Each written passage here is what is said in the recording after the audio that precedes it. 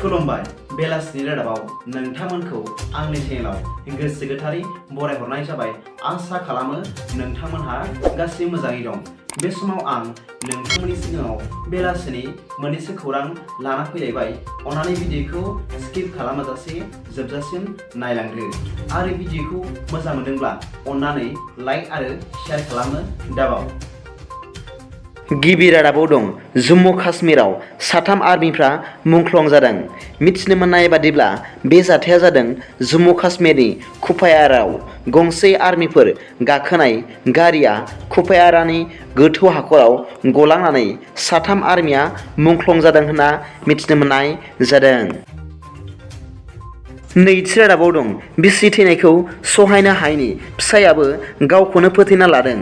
बे गोमोथाव बिसि फिसायनि गोथौ आरो गुवार मोजां मोनलायनायनि दुखुनांथाव जाथाया जादों आसामनि बङाइगाव जिल्लानि बिलासपुरनि बगुलमारि गामियाव। मिथिनो मोननाय बादिब्ला जिउ गोमाजानाय बिसिनि मुङा गितारानी चौधुरी 62 बोसोर बैसोनि आरो फिसायनि मुंखौ राजमहन राय चौधुरी 70 बोसोर बैसोनि होनना मिथिनो मोननाय जादों।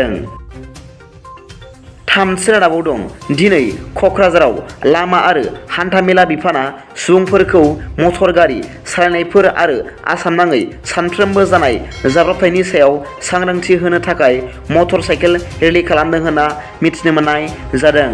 मख'जाथाव बाथ्रादि बे गारि मटरनि सांग्रांथियारि हाबाफारिखौ क'क्राझार सहरनि साखाथियाव DTO अफिसनिफ्राय बे हाबाफारिखौ जागायदों होनना मिथिनो मोननाय जादों आरो बे हाबाफारिखौ क'क्राझार जिल्लानि जिल्ला बेंगिरि मानाव गेदेर बरनालि देखिया फिरफिला बिरहोनानै बेखेवना होदों होनना मिथिनो मोननाय जादों।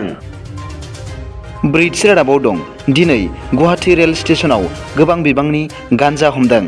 मिथिनो मोननाय बादिब्ला रेल बिफान पुलिसनि गोख्रों सिग्रोमनायनि गेजेरजों 109 किल'ग्राम मरिजुआना गान्जा हमनो मोनदों।